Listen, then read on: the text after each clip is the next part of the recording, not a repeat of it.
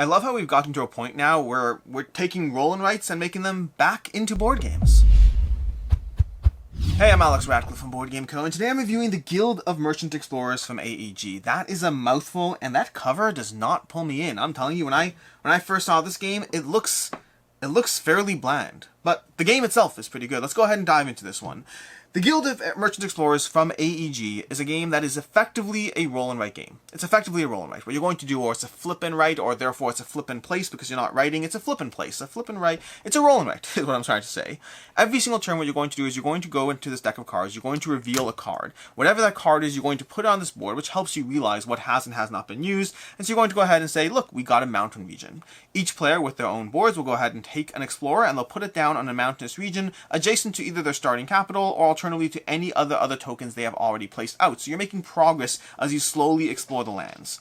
Why are you doing this? Well, let's keep placing for a second. We'll come back to it. Over here, we're going to go ahead and place on any two of that region. Over here, we'll place on any two greens. Over here, you'll place on any two completely wild, but they have to be touching each other. And then over here, you have 3 water in a row. So you have to place 3 water in a straight line. Those are the rules. It's pretty simple. That's all you're going to do.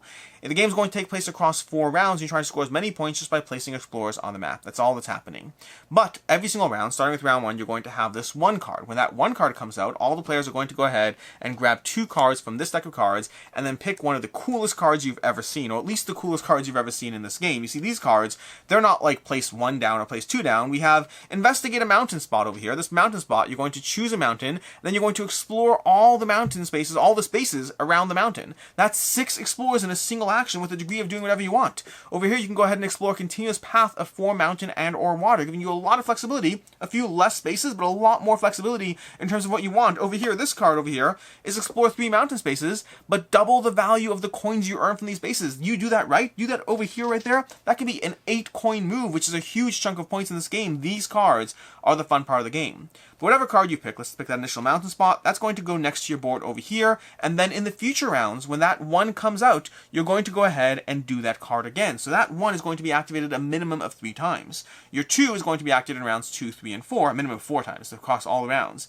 That 2 will be activated 3 times, and your 3 will be activated 2 times, and then in round 4 over here, you'll have this one added to the deck, which means you get to activate any 1 power a 4th time, an extra time effectively. So round 1, you're going to have these 5 cards plus this card. Round 2, you're going to have these 5 cards plus these 2. Round 3, these 5 plus these 3, and then these 4. 5 is going to have 6, 7, 8, and 9 cards around. Each round you can do a bit more, not just because you're adding more cards to the deck, but also because you're going to be adding more stuff to the board. You see, what happens is, as you place your tokens on these boards over here, what you're going to do is you're going to start from your center capital, you're going to place down a token, and then as you fill in an area, you can make a little trading post, village, or whatever on that spot. So, not trading post, or whatever, village thingy-majiggy. You're going to go ahead and put that in one of those spots. You keep your other explorers on. The explorers will clear at the end of every single round. Your little post over there will not, which means, starting in round 2, as you've earned a few different trading posts on different spots on the board, you now have the opportunity to start in different areas. You have a little more flexibility of what your reach can be, how far you can go, which is important because of all the ways you're trying to score points in this game. And there are a few different ways. There's going to be the individual point spots on the board. Every single time you go on one of those, you'll get the coins shown there. That's straight up points. The point pile is over here.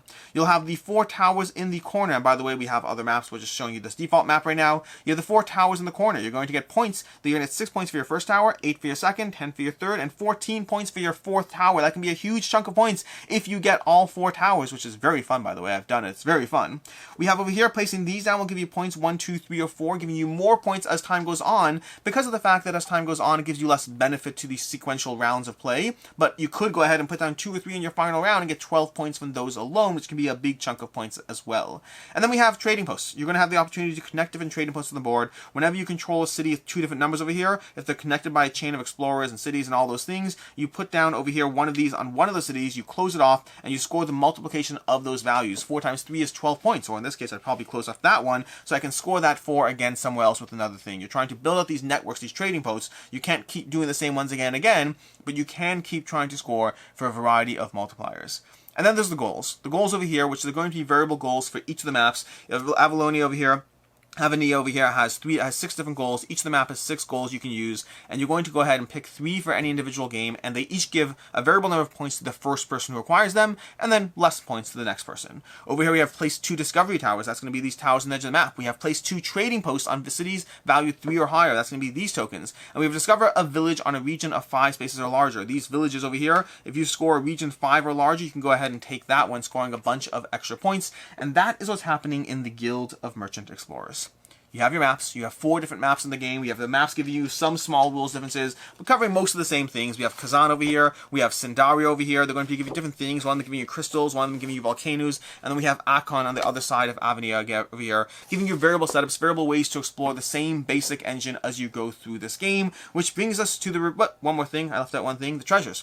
We have the treasure cards over here, which are whenever you go on a wreck of ruins over there, you place a little token down to indicate that it has since been explored. You can't go there again. Those coins, by the way, when you clear off your explorers at the end of each round, you can go on those coin spots again, which means if you position it right, you get a little city, a little village over here. You can just score those chunks of points again. Combine that with, where's that card? Where's that cool card? Combine that with this card over here, getting an early turn village, and this card, that could be scoring you 8 points every single round. That's a huge chunk of points in a game that goes to, like, well, it's actually a pretty high scoring game, but it's still a huge chunk of points. So these treasures over here, what you have over here is whenever you get a treasure, you draw one of these cards. They give you either endgame scoring, every 2 cities on every 2 villages worth a point.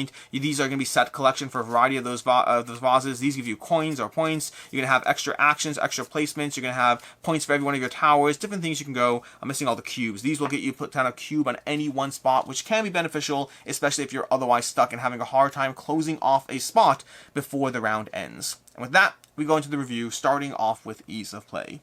The rulebook's incredibly easy. The rulebook's incredibly easy to go through. It just goes through a basic sequence. You're drawing a card, you're placing out things, a few things to be mindful of, very easy rulebook to dive into, very easy game to teach. The setup is nothing at all. The setup's literally, I mean, it's barely anything at all. I shouldn't say nothing. It's a 2-minute setup, and it's like a 2-minute put away, and table space is fairly minimal, although that grows with number of players. Speaking of number of players, this is technically a 1 to 4 player game. I say technically because if you buy more copies, I see no reason why it can't be a 1 to 8 player game if you buy 2 copies. I'm sure AEG would love that.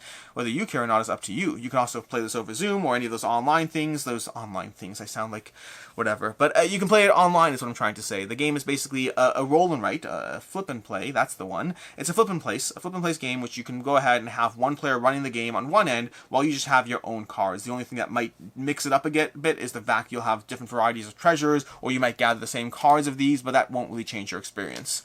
As far as what I like, don't like, and can see others not liking, first of all, it's a flip and place game. A roll and write flip and place game. I like the genre in general, and that's no different here. The general idea of just having a simple, quick game where you flip something down, you have to plan around things, and you do have to plan around things. Because of the fact that you know exactly what's coming out, at least at the start of the game, you know exactly what's coming out, you have to try to think through the fact that, well, if there's only 2 of these over here, desert spots over there, and I'm trying to get a few spots here, I'm going to have to rely on the wilds. I don't want to rely on the wilds in that. I want to rely on the wilds for the mountains, because there's only one mountain. So that first round of the game, you're already trying to think through what you can actually accomplish, because the downside of this game is whatever you don't accomplish is a waste of time. Getting a few coins is not worth it if you don't build and establish a presence, a way you can actually branch out further and get to the next spot. And so it has a degree of trying to think through around what you have access to.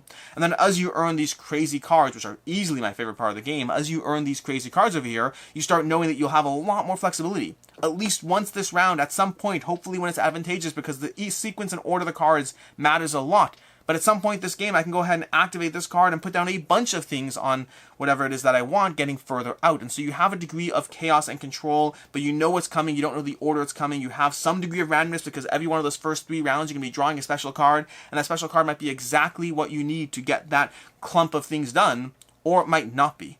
But they're all cool, and that's really the thing I like most about the game is these cards. Every single one of these cards feels powerful. Possibly because they start you off with the expectation that you're supposed to get like 1 or 2 things per card, and then you draw one of these and you're like, explore 5 sea spaces anywhere on the board. They don't have to be touching. I can just get a ton of points. I can get 3 or 4 shipwrecks. I can just do a ton of stuff with this card. Explore one sea and 3 mountain. That's a wild flexibility. Explore a mountain space, then explore the next 3 spaces in a straight line. There are some crazy cards here that let you do anywhere from like 4 to like 8 or who knows what. This one over here. Explore any number of connected sea spaces in a straight line. That could be a chunk. What's the largest chunk we can do? 1, 2, 3, 4, 5, 6, 7, 8. You can get 8 placements. Now granted, 1, 2, 3, 4, 5, 6, 7, 8, 9. You can get 9 placements on this map.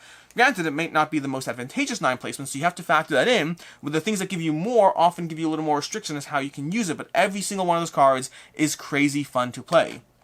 And the game's fairly quick, coming in roughly half an hour, maybe 40 minutes on the little on the long end. It's a fast-playing roll-and-write game that happens to not be a roll-and-write game.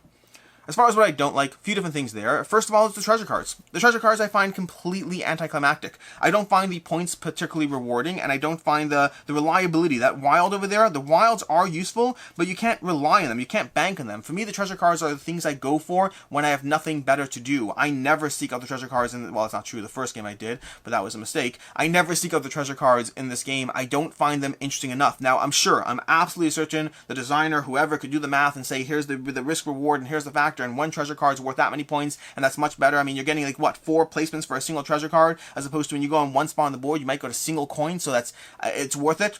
Maybe it's worth it. It never feels worth it, and that matters to me more. The math of it is less fun. The math might work out. That's totally fine. I don't find these rewarding. I don't go for them. It's not where I spend my time. Perhaps I'm wrong, but I mean, I don't know. I just don't like the treasure cards, what I'm saying over here.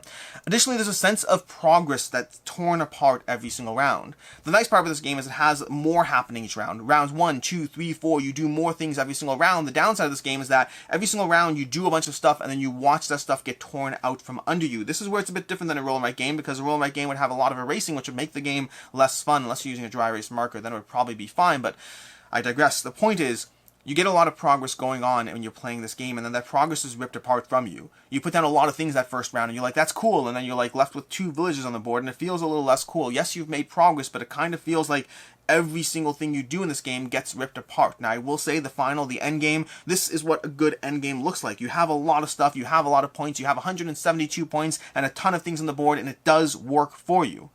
But also, it doesn't feel fun to have those things ripped apart from you round to round. It just doesn't feel fun to have them taken away. I don't like that. Obviously, you have to completely rebalance the game to change that, but I just don't like that aspect of things. As far as what I can see others not liking, first of all, clearing the board in between rounds. Now, I know I just said that, but I don't mean the same thing. I don't like the sense of progress that's being torn apart from me.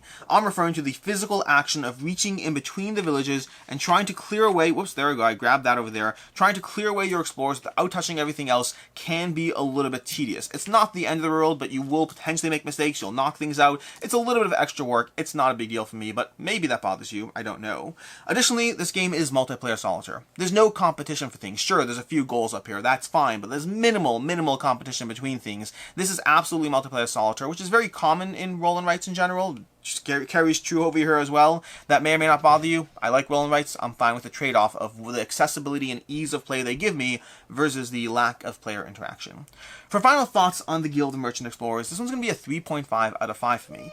I like this game a lot in a lot of different areas. It's a lot of fun to do a lot of the aspects of the game. It's quick, it's simple, there's rewards, there's like exploration, all those things. I really don't like having my progress torn apart every single round. It feels like I expand and then just ripped apart. I do things and it's undone. I don't like that sense of progression, or more specifically, the lack of progression that it gives me. I like the game. The cards, these cards over here, these are excellent. I love these. These are easily my favorite part of the game, and just I love these cards. The variety between the maps is nice. I don't know if it's necessarily huge. They add some rules, some tweaks, but the general and the layouts are different. If you're playing this game a lot, it's definitely helpful to have that. If you're diving into this once a month, I don't think it necessarily matters significantly. I'll take it, don't get me wrong. I'm always happy with more maps. But for me, it's really, this is the biggest thing I like, this deck of crazy cards that lets you do amazing thing, that because everything's so restrictive, these just feel broken. And the thing I like the least is the fact that there's pulling stuff away from you on a regular, consistent basis, which just doesn't feel particularly rewarding. A 3.5 out of 5 for me, an enjoyable game, a solid game from AEG, and I'm happy to see roll-and-writes being brought back into a more deluxe physical form.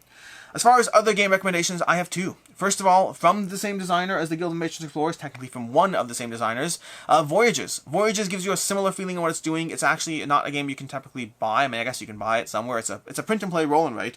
Costs you like $4 or something like that. I believe they have it for sale on a I'll throw a link down below if I find it. But Voyages is a game from Matthew Dunstan as well that has a similar feel of exploration, multiple maps, just without your sense of progress being ripped apart every single round. And then additionally, Trails of Tucana. This game actually feels fairly similar to Trails of Tucana. Both of the terrain cards are pulling out every single round, and the way you're exploring the game, again, without being ripped apart, which is my one big complaint. I like the game, I just don't like having your progress ripped apart from you, which is a big deal. But Trails of Tucana is my other similar game feeling to what this game is delivering in the terrain, the general look, the hexagonal squares, the trying to trace pathways, very different in implementation. Also, they do have some degree of connecting things. There are definite overlaps with Trails of Tucana. Until next time, I'm Alex Radcliffe from Board Game Co. I hope you enjoyed this video, and as always, have a good one.